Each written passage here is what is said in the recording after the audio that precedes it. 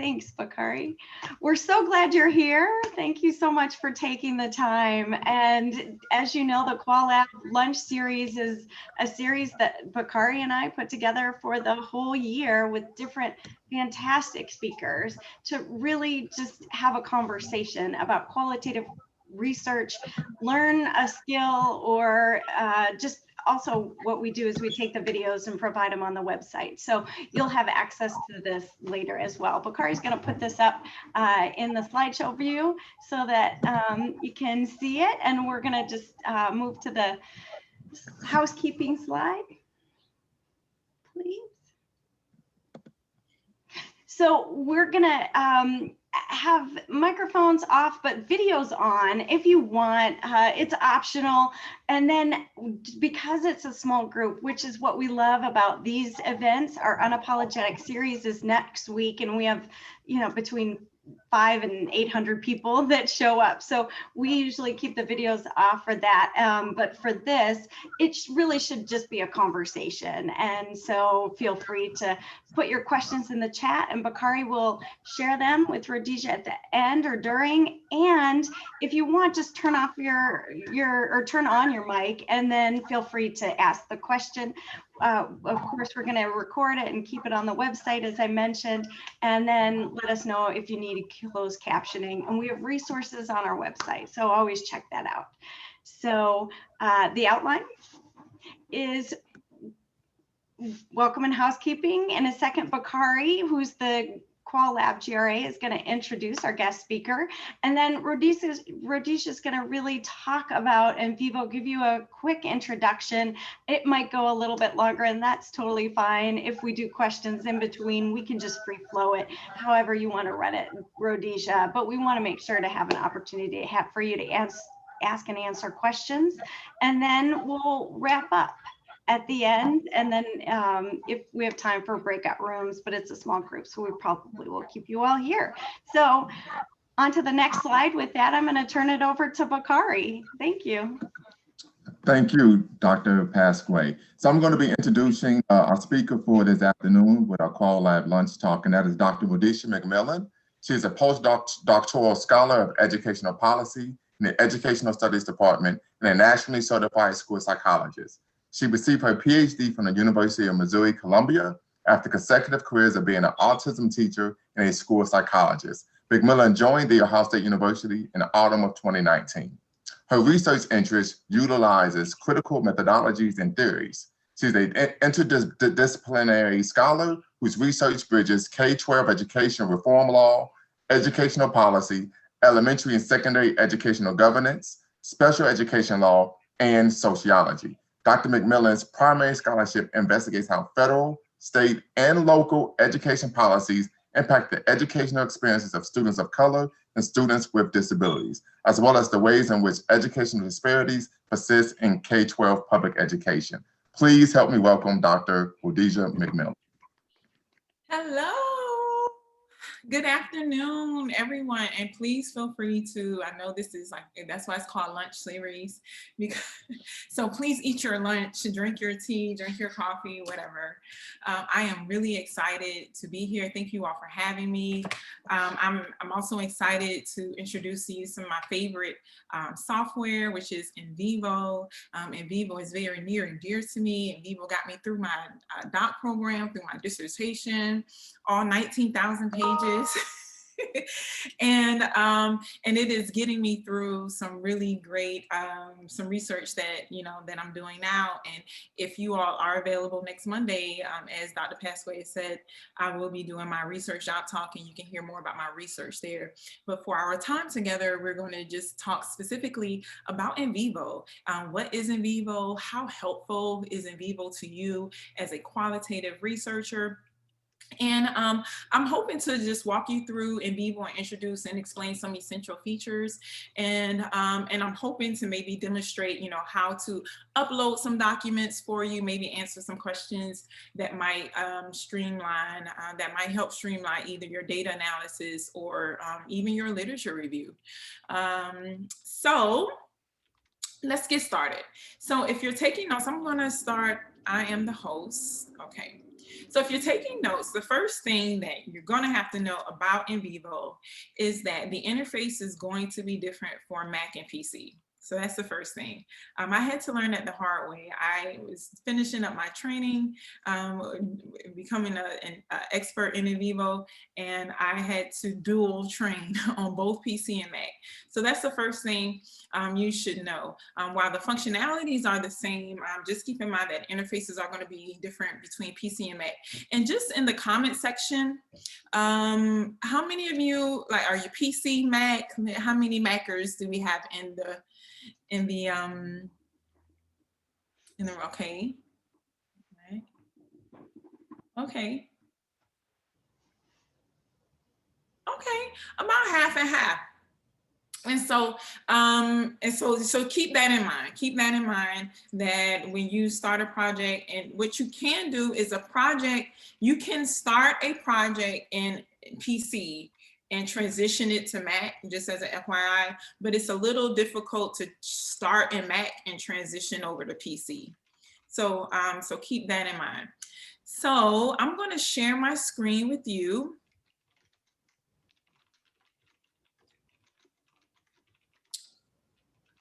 And let's see. All right. Okay. So I'm going to start from scratch. I'm going to open up NVivo. I'm going to, I already created the project. It's called QualLab demo, but it's an empty project. I'm going to walk you through it. All right. So when we are here, NVivo essentially is going to be a software. It's a software rather that's designed for qualitative data analysis. And NVivo is to the qualitative researcher what SPSS or STATA might be to the quantitative researcher. And so using NVivo is very easy, and the software is very user-friendly.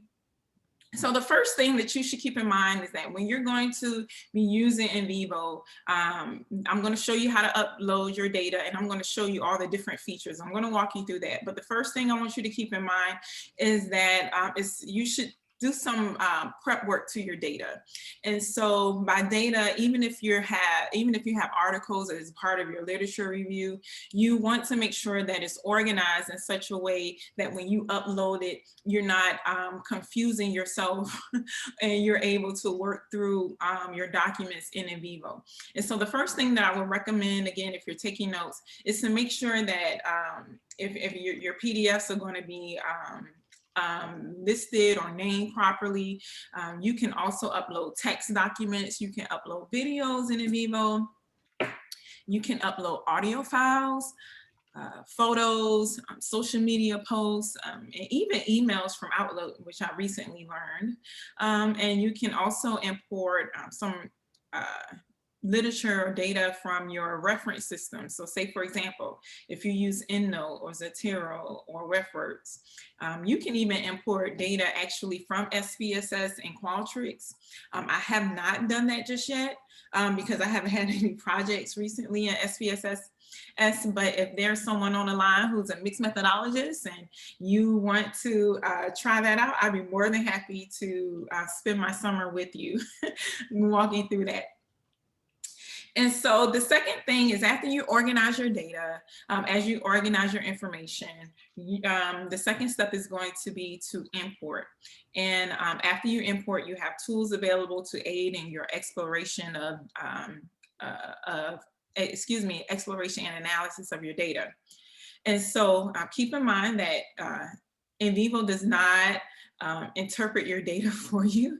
That is your responsibility. You still have your methodological and theoretical framework in tow. You still have to have those in tow. NVivo will not analyze your data. That still remains your responsibility. So let's get started.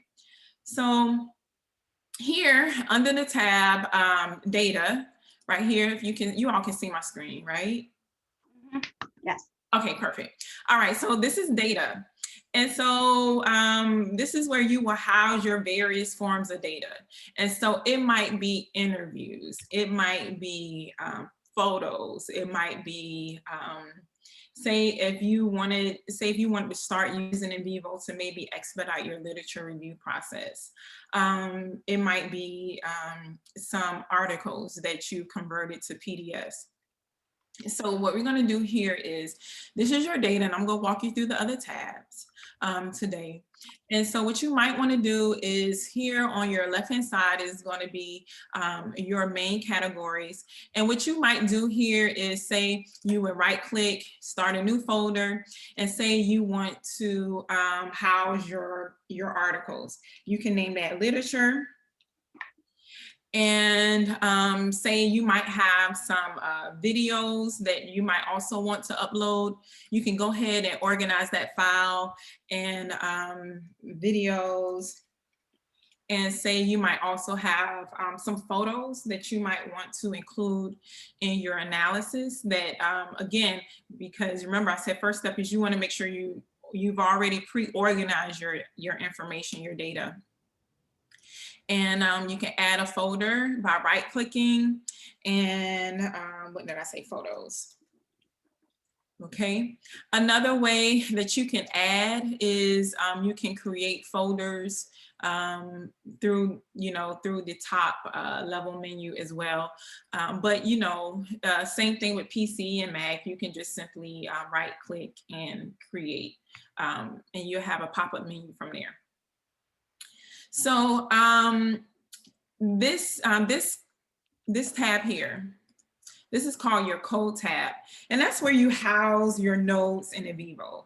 And so in NVivo, nodes are essentially going to be your container that holds all of your codes and all of your stored folders. So think of nodes as a container that's going to hold like maybe all of your emerging themes, your emerging codes, okay?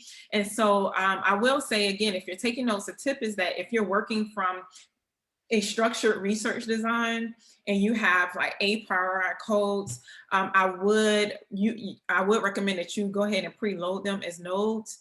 But if you're working in a more emergent way, you can create nodes as you comb through your data. And you can organize your nodes in such a way that you might have a broad or top level nodes, and then underneath them we call them child nodes. So say for example, in your a priori codes, and so some of the literature that I'm going to upload for you as an example today are going to be in the area of school closures. That's one issue that I research. And so one thing, maybe a top level code might be, why is this not clicking? Okay, sorry. And so a top level node might be maybe geography, right? And then maybe I might see in my data maybe some issues around urban renewal or something like that. And so these are some a priori codes or some things that I already know because I'm familiar with the context that I know is going to come up. And so when I'm coding my my data, and I'm going to show you how to do that shortly, I can go ahead and organize them in those top level codes. Any questions so far? Okay. All right. So you have your notes tabs, excuse me, your notes tabs. You can keep notes here, memos. I love keeping memos. Say if you come across some data in your research and you don't really know how to code it, or you don't know what to think of it, you can always memo it and come back to it.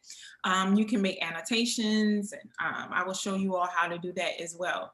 And so your cases are definite, you can upload your cases. So a case might be, if I'm looking at school closures, I might be looking at school closures. If I'm doing a multi-case analysis, I might have a case of St. Louis. I might even have a Chicago case or I might have a North Philadelphia case. And you can separate it that way. Or if I'm just focusing on St. Louis, I might divide, instead of just having St. Louis, I might divide it maybe like the northern St. Louis versus South St. Louis or something of that nature. All right, so again, let's go back to uploading our data. And when I say data, you can use the same, you can take the same approach to uploading your research articles that you're going to use maybe as part of your literature review. If you're using NVivo for a literature review, you can still go about the same process if you're uploading data that you're going to code, because essentially if you're using NVivo for a literature review, you're still going to code the literature, because what you're going to do is you're pulling out themes and you're seeing similarities across the research articles in order to write a comprehensive literature review. And so it's going to be important again that they're already in PDF or text format. And trust me, it's going to make your life easier, because you want to make sure that your data is searchable. Because the various reference software. And let me ask you this: how many of you use EndNote or Zotero? What do you all usually use?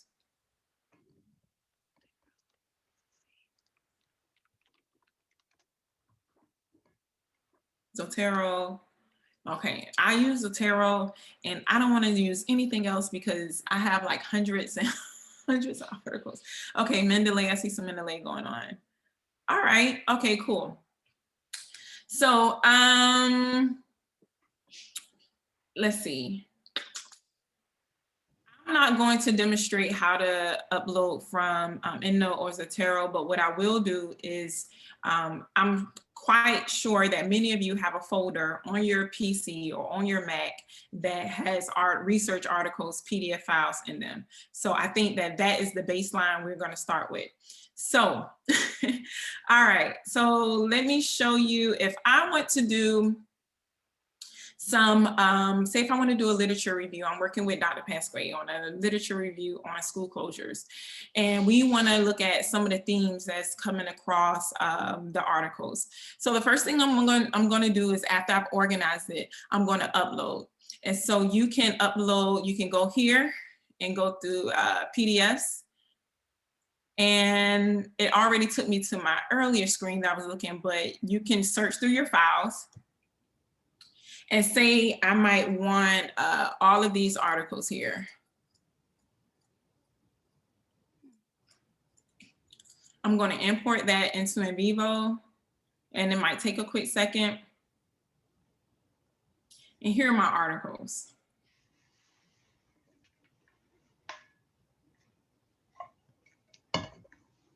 Now, once I have a fair amount of articles loaded into NVivo, I am ready to delve deeper into the literature. And again, I'm kind of showing you an example of how you would use NVivo to kind of expedite your literature review, but also keep in mind that, you know, this is the same process that you're going to use if you had transcribed the interview with some participants, and you're reading through the transcripts, and you would just have a file in terms of your data that might say interviews, okay? Now remember, you still have to read the articles. This is important to remember because you want to make sure that the article is in fact relevant to your project.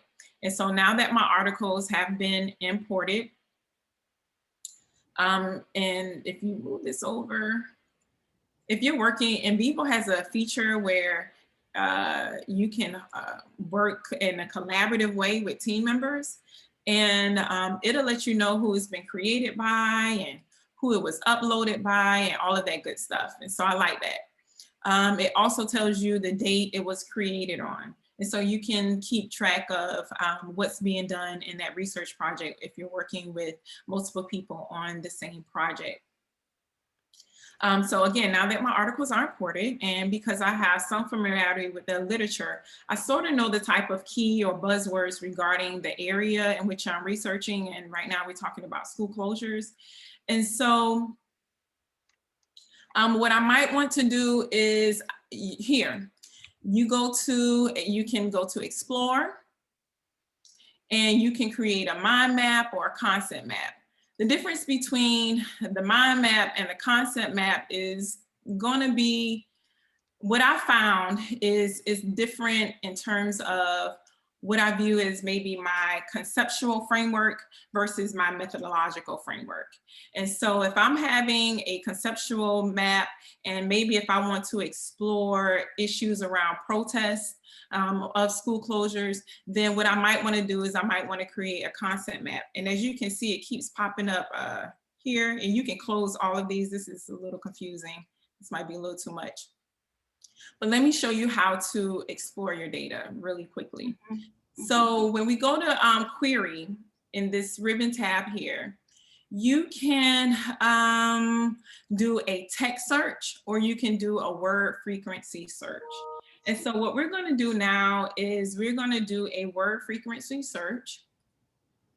And so here I want to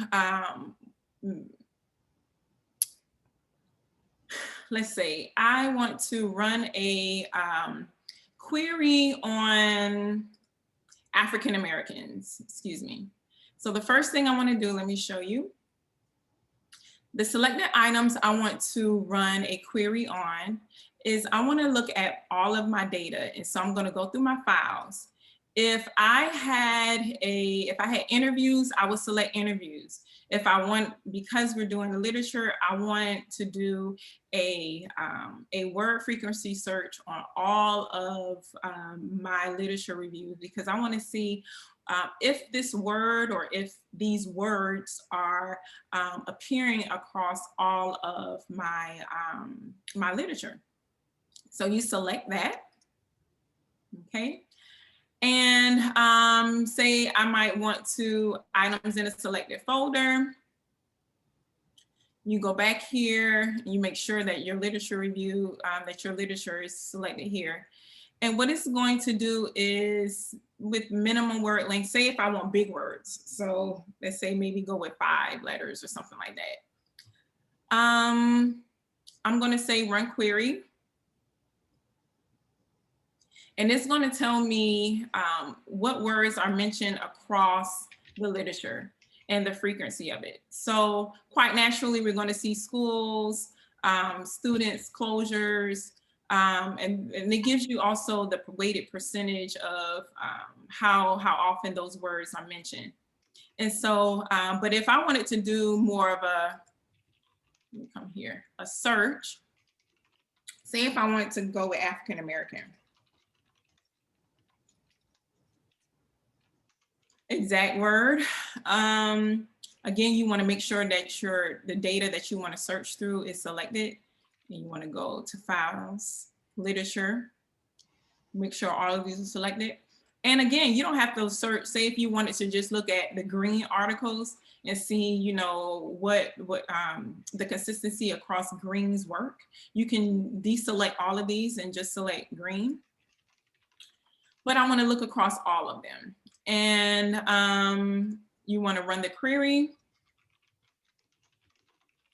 And what it does, it tells me that in my Garnett article, Gordon, Green, and Shaw, that they're going to mention they're going to mention the word African American or the phrase African American.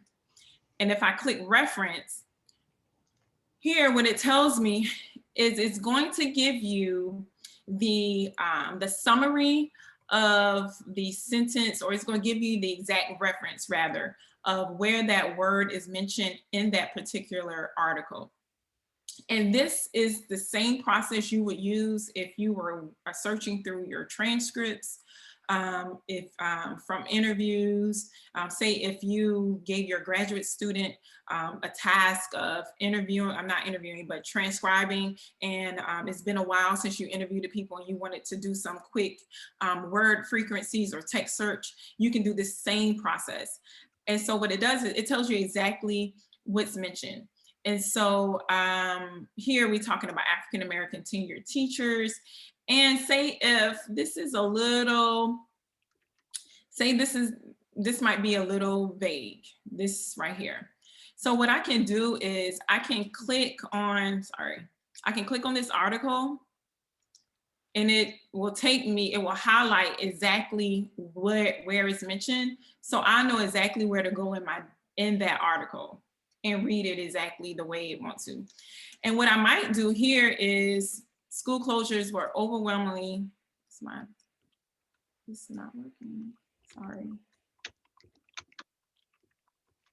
Okay, it's not highlighting. All right. Say if I wanted to go ahead and code, what I would do is I would highlight the phrase in that article, right click, code selection. And so here is where you can either add an existing nodes or codes, or an existing node, or add a new case.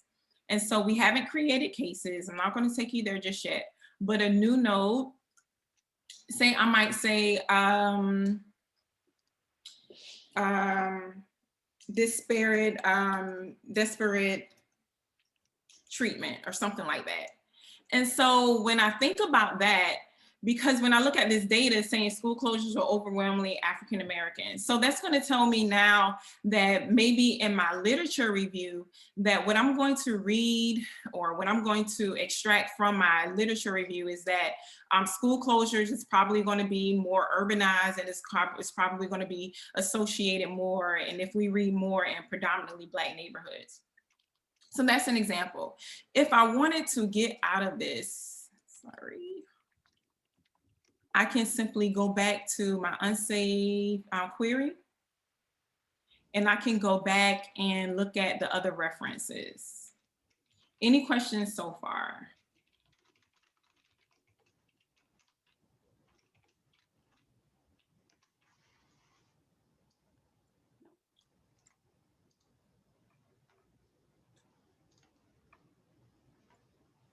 Okay, no questions.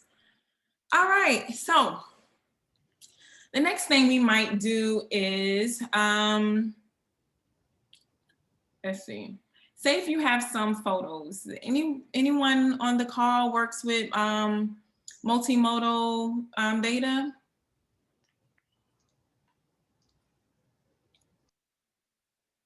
Can you define multimodal for the group? Yeah, sorry about that. No, that's okay. I just thought I'd ask. So multimodal might be, say, if your data is not just interviewing individuals. So your data might be artwork. Your data might be photos. Your data might be, say it might be, in my line of work, a potential source of data or mode of data. It might be flyers during political season, during election season. And so that can be scanned in as a photo, and that can be a part of analysis. And so when we're talking about multimodal, we're talking, you know, we're thinking outside the box of just basic crunching numbers or analyzing a transcript from an interview. And so even if individuals are, say, I haven't seen any examples, and Penny, maybe if you wanted to chime in, of how NVivo has maybe done merge with the GIS software. And I know that you can do some mapping, and I know that you can do some photos, but I haven't really seen anyone like merge it together. And so that might be an opportunity there. All right, so say if, let's see, I'm hoping to use photos. Okay, all right, and so is it Khadija and Susan? You have photos to incorporate images, photos, drawings. I will be using drawings. Okay, Linda. All right, so let me show you all how to do that. All right, so we've kind of go through the query ribbon tab. Again, you can do your word frequency, you can do your text search. Your text search, you can also exclude words. You can also make sure that you can create a word tree. A reference, let me go back and show you actually. Let me show you.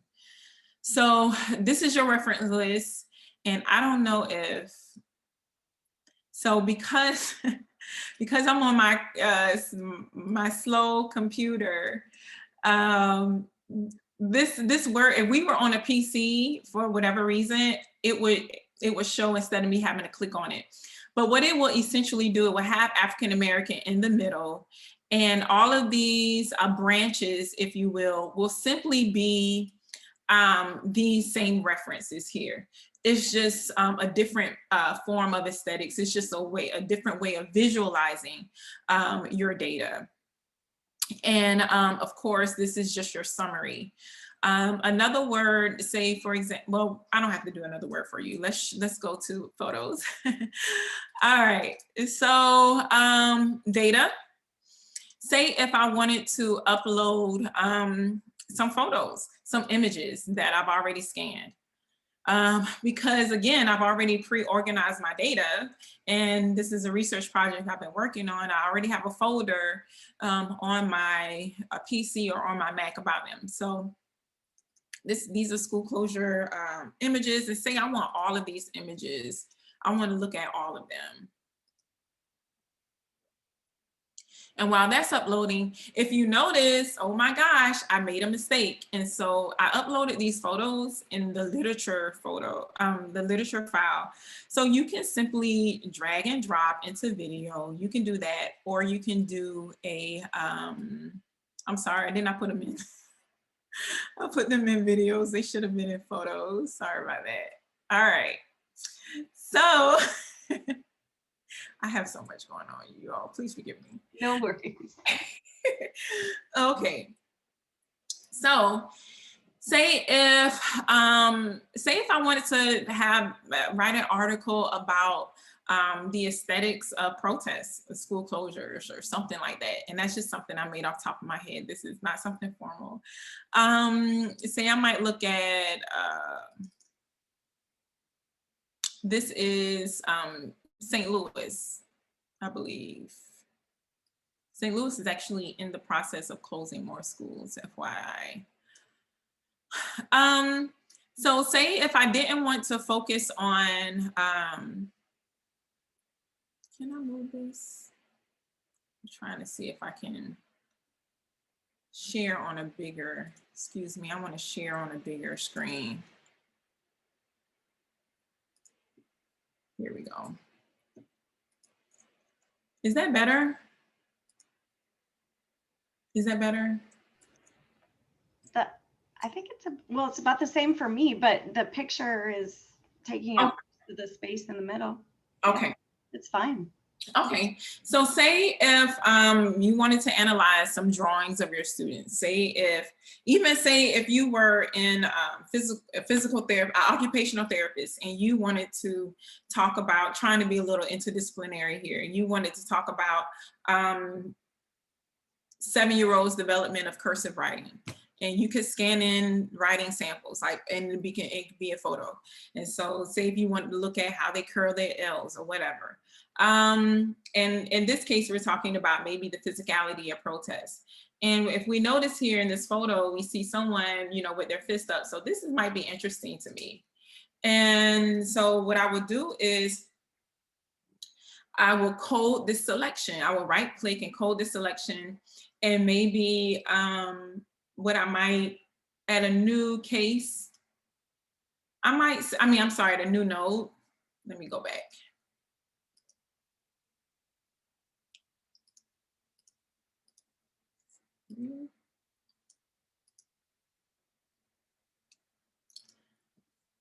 Say I might, that the fist in the air is largely associated with Black power. And so say if I wanted to look at, this particular the physicality of school closures across domains or across cases, I might want to look at specifically maybe this motion, and say we might call it Black power. So we know that it's really the fist in the air that came out of that movement. Okay, that's a way that you can look at your data or code your data. Now, say if we go to this photo here, We don't really see that, but say if I wanted to go, is this gonna come up? Say if I want to look at abandoned buildings or something like that, you could code this area as abandoned building or, but if I had, say if I had another photo, I'm gonna go here and I'm just going to code like the sky as Black power, just to show you an example of how you can go back through your data. I'm gonna code at Black power.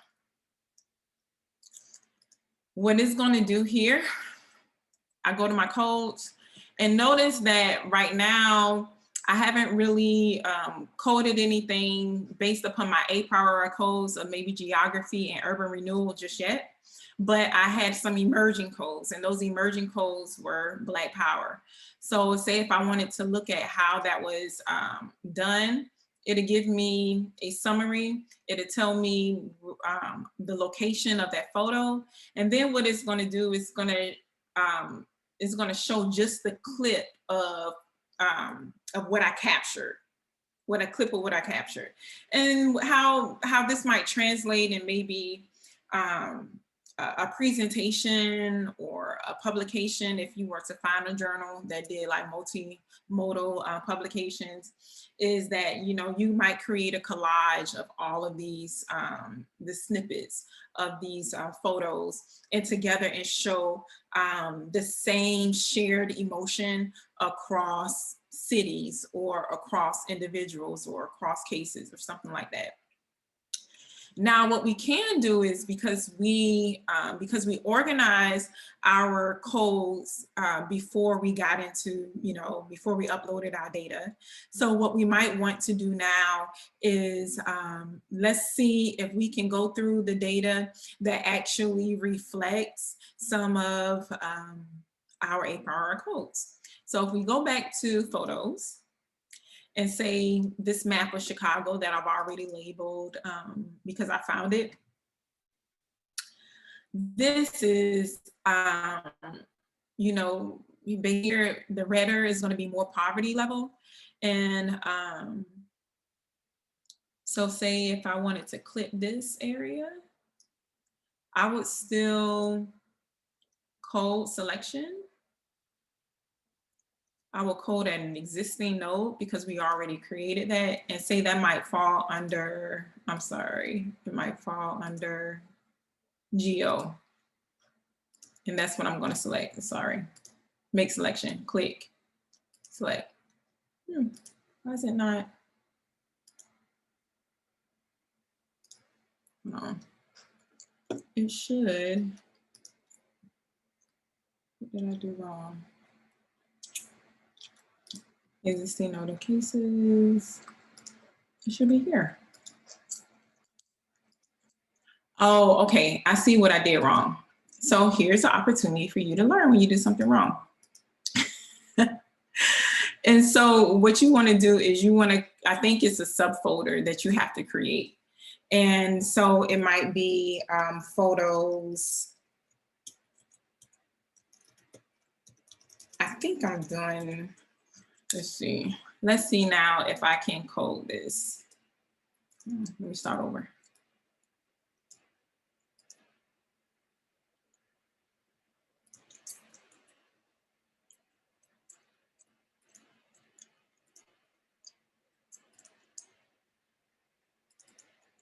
I don't know why. Okay, so I don't know what's going on. Penny, you know this is what I did wrong? I don't know. No, I'm not understanding why it's giving you a folder and not letting you actually code the node because it's finding it as a node. I don't know. So, but what we can do is here until we figure that out, what I will reselect is I will reselect the part of the photo. And I will code selection and I might just create a new node. Yeah. Okay. And I will call that geo.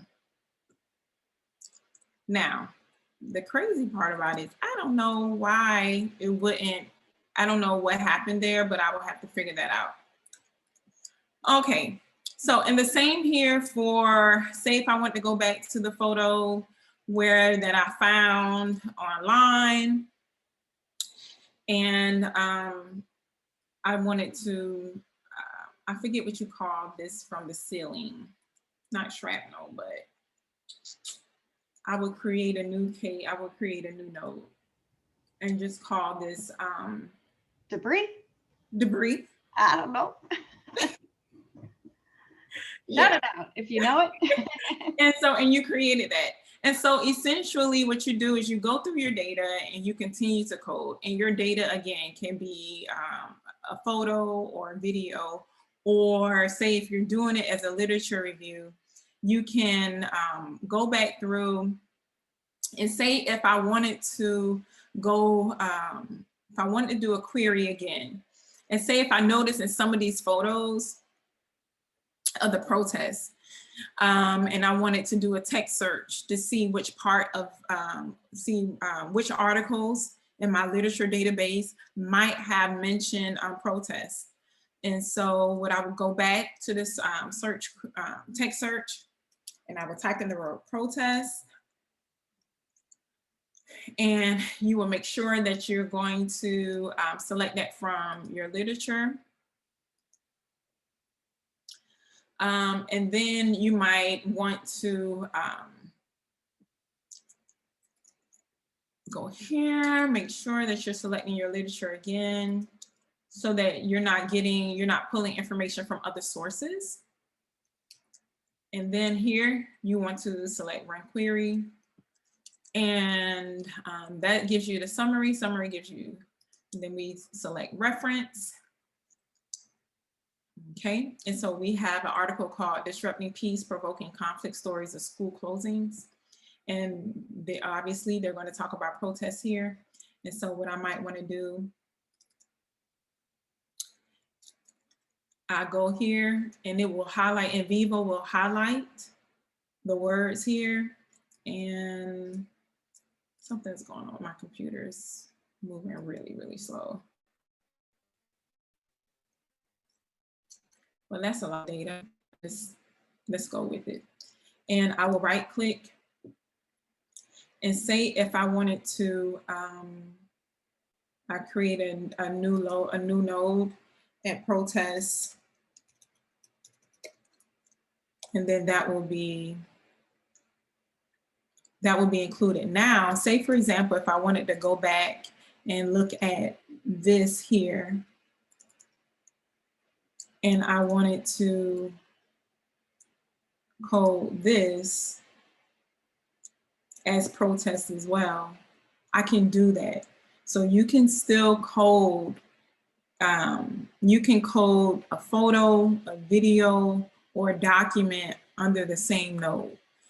Because say if you were maybe doing some triangulation and you wanted to talk about protests, you can talk about protests in, in a visual way, also in your literature, and then maybe in another area for individuals who are concerned about maybe triangulation. And if you go back to your codes here, your nodes, and we go to protests and you double click, it's gonna highlight everything in my data that I identify as protests. And so that was the text from earlier, and then that was part of the photo. And Rhodesia, I should mention Linda had commented about dragging pieces into the folder of the codes in the comment box. So I just want to mention that. Okay, so what was the question? I'm sorry. It was just when we were trying to understand what went wrong in that one section, she was offering. Oh yes, you can. Yes, you can definitely. Yes, you can definitely drag. But I was so, it should have been made available on a right click, and so perhaps I didn't do anything wrong. My recent work with NVivo, I've been focusing most of my training on the PC because some of the features, the functionality is the same, but the features are different in PC and Mac. PC has everything. It's just that it's not that Mac is inept. It's just that I think QSR hasn't figured out a good pocket for functionality with PC. So, all right, questions. Could you show a word cloud for Black Power, or how you might do a frequency, run a frequency count and then show a word cloud? Maybe with the frequency count of what, I think you ran a frequency count earlier and it had all your literature and this wonderful frequency count of all words that are mentioned more often or less often. And then you can actually do a word cloud so you can see visually how your data kind of gets together in these kind of themes, I would say. Anyway, yeah, any word cloud that you want to put together, I just thought word No, clouds are absolutely. kind of interesting. So if we go here, and I will items and selected folders. So I just want to make sure I have the proper folder. But actually, only if you use word clouds. Yeah, you run the, I want to do the, let's do the top 50 most frequent across all literature database. And so this is my summary, and this is going to be my word cloud. And here in your gallery, NVivo gives you an opportunity to, you know, to change the aesthetics, and you can shift it here. And so the words that are largest are going to be the words with the most density across the literature review. So quite naturally, because we're talking about school closures, the word school and schools are going to be your most popular. But even if we were to look at this word cloud, and I did a word frequency search across all of the literature, it's very interesting that, you know, we see like words like city, right? We see words like Chicago, okay? And we see a lot of 2012 and 2013. And so what that might say, as you're maybe doing your literature review, is already we can kind of make some assumptions when you look at this and say, okay, so these are the top 50 words across 25 articles, then it's safe to assume that perhaps these school closures are going to be occurring in very urban areas, right? Seeing this word cloud and seeing the density, that these words are going to, that these school closures may have peaked at about 2012, 2013, as well as even the word community. In 2014, and we see and 2016, as well as urban policy. And so those are just some, you know, just an emergent way to look at your literature, especially say, for example, if you're invited to serve on a big grant, and maybe they pulled you in because you have a very specific focus on maybe a discrimination in a specific area, but maybe the grant is much bigger and they want you to hone in. And so say if you're not familiar with the area, you could easily pull in the literature that you're using and just do like a frequency search, do a word cloud to gain some familiarity with what the literature is saying.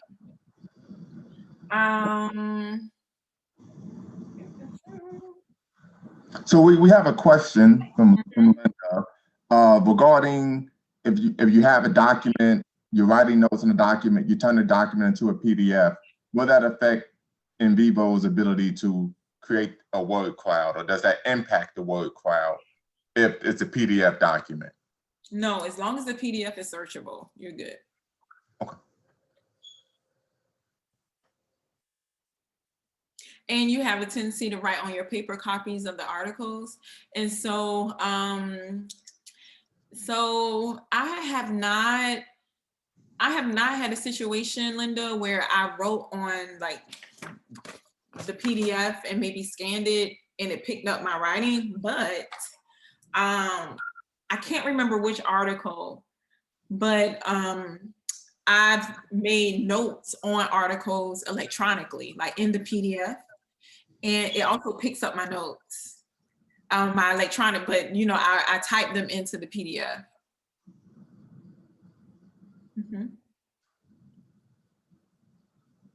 So I know I was kind of like all over the place. I wanted you all to at least get some working knowledge of NVivo. NVivo is actually very easy to use. You can always go on their website. If you have more questions, you can always go reach out to anyone in the QualLab, Penny or myself, if you have other like more deeper questions regarding NVivo. But in my experience, you know, most people, they just want to know the simple things. And I got through my dissertation really just knowing like surface level things, and it was really transformative.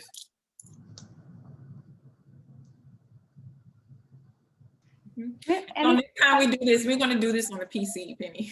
Ah, yes, right. Do you all have questions for Rhodesia about this, about her research? Please feel free to ask questions. And I know we have a few minutes left. I have one question, if that's okay. Yeah. So I'm looking at this software, and it looks like it's going to cost me $700 to purchase it. So is there anything else that we could use that's similar, or any? Did you say 700?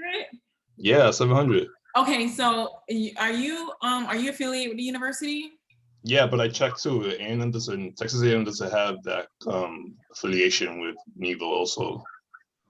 Oh. So yeah, I don't know if you have any other alternatives, or because I'm a poor PhD student. I don't know why I'm muted. Okay, so what I know here, you're not poor, you're just in between. You're in between blessings. And so, but we, I know here at OSU is $75 for a 12-month license. Here for a 12-month license. And NVivo does have some other pricey features, like a collaboration cost several hundred dollars. But as a student, and if your university, you're saying you're in Texas? Yeah, Texas A&M. Yeah, and I just checked their website. They don't have anything. Yeah, they don't have it. But if you go on NVivo's website, you can have a trial period. You have a trial period for 7 days, and you can go about it that route. Now, NVivo, hold on, NVivo should have, and maybe Bakar, you might help me with the link. NVivo is like $100 for students. You just have to provide, like if you buy it through their website. If you buy it through the website, it's a 12-month license, and it's like $99, $100. Okay, thank you, because I didn't want to transfer over to OSU. So thank you so much for that. Well, we would love to have you, but I'm sure people at Texas A&M want to keep you. Oh, like OSU is the way to go. It's the way to go. And yeah. So, but no, I think it's $100. Even on there, even if you buy it directly from NVivo, a student license, I don't think it's any more than $150. Let me stop sharing since we're done. And you have a question from Susan, and also I think Linda. Okay, hey Linda, Susan, whoever wants to go first. Linda, do you want to go first? Oh, thank you. I'm sorry, I'm just full of questions because I'm new to NVivo, and I think you had on your screen, it was NVivo 12. So if you go to the website, that'll be the latest version, correct? Correct. And is there a way that you have a link to the website someone could type in the chat so I can explore, because I don't know if my college similarly has an affiliation or some sort of discount with NVivo. I'm over at Manhattanville with another colleague of mine, Sally. Hi, Sally. She's on this call also. Okay, I'm going to share my screen again so you all can see. Thanks, Linda. Can you see what I'm seeing? And I think so say if you're a student and you're purchasing for individual use, this is on NVivo's, this is QRSinternational.com.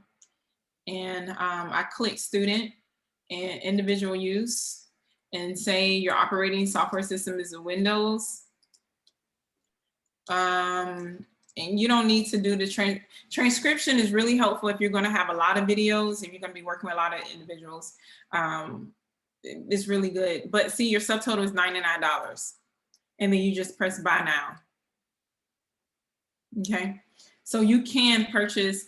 So, you know, $75 here at OSU, you know, 16 more dollars than that. Yeah. Does the student membership have a finite amount of time? I think It's 12 months. great. Okay, that's good to know. Mm-hmm. Susan? And I know Susan is with Put the link in the chat. qualitative research students with her. So please, Susan, go ahead. Yes, yeah, Yeah. Linda, Sally, Boncha, I've seen their names in the house. So shout out Manhattanville Doc students. One thing was that I just wanted to echo, Rhodesia, something you said at the beginning of your presentation, is while this is parallel to an SPSS, on the flip side, you underscored how essential it is that you bring your own analytic process to it.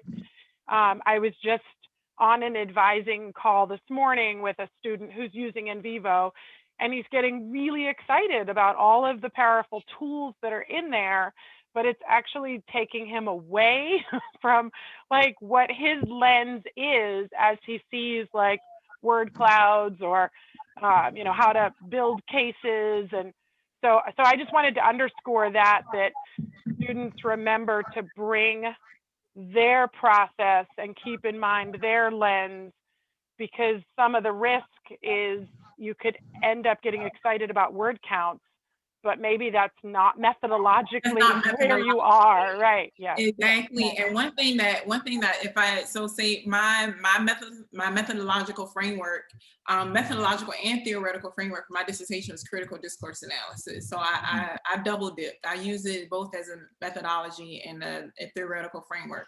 And so being familiar with Foucault and Fairclough and Vodic, I understand that critical discourse analysis is going to look at instances of power and instances of hegemony.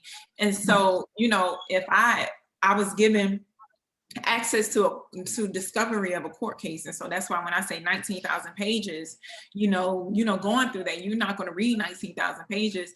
And so, you know, what I have to do is I have to look through the depositions and the subpoena, really the depositions for these types of words that's akin to my, you know, my framing.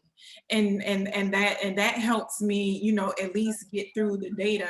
And so, you know, have it and narrow it down. Exactly, Penny. And so if I can, when winnowing through that type of data, you have to, you know, you have to have, you know, some working knowledge of your methodology and your conceptual framework. And so even when I did that, what I did was, had just that process alone, I was still able to abstract about 600 pages. And then, okay, so now you can work through that a little bit better than 19,000 to see what that data is telling you and go from there. So you still have to be true to, you know, your methodology, because you can get lost in the sauce. Yeah, that's great. I work in similar spaces, so thanks for that example. One other quick comment that you may be familiar with that I just learned when you were talking about sort of running the word clouds. Apparently there's a way to put a stop on some segments of text. Yes. So my student this morning has learned that he can block a whole stop on his segment of the transcript, so that then when he's running maybe a word cloud or frequency, it's not including all the stuff he said. And I thought that was helpful. Yes, and so there's a feature in NVivo called like word stop. And so say if I'm searching school closures, I can just go in, and I don't want to, because I already know I'm researching school closures, so I want to eliminate those two words altogether, you know, and I really want to talk about, you know, the experience of it. And so, you know, there's a way that you can go in and preclude some of those words in your search. Mm-hmm. And so I think I would really like next time if we did like a project together.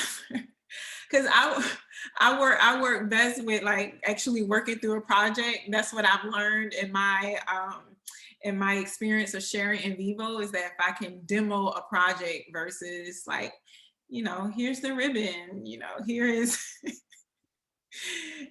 So yeah. Well, we'll have to have you back to talk about your fascinating research and do a research presentation. I know you're doing one for the college on Monday, so Yeah, thank you. Thank you so much for being here. Thank you, everyone. Bakari has some info about our events. I also put it in the chat if we didn't have time to pop it up on the screen, but let's all thank Rhodesia, Dr. Rhodesia Mcmillan. And thank you so much for being here. Dr. McMillian, we're so glad to have you, and everyone. If you have other questions, see our website. And we will stick around just like in person. You can chit chat for a few minutes if you want to stick around, but we'll stop recording, and then, you know, have a wonderful day. And we hope we see you next week at some of our events. Please reach out to me if you all have questions. I work better with examples, and yeah. Thank you so much. So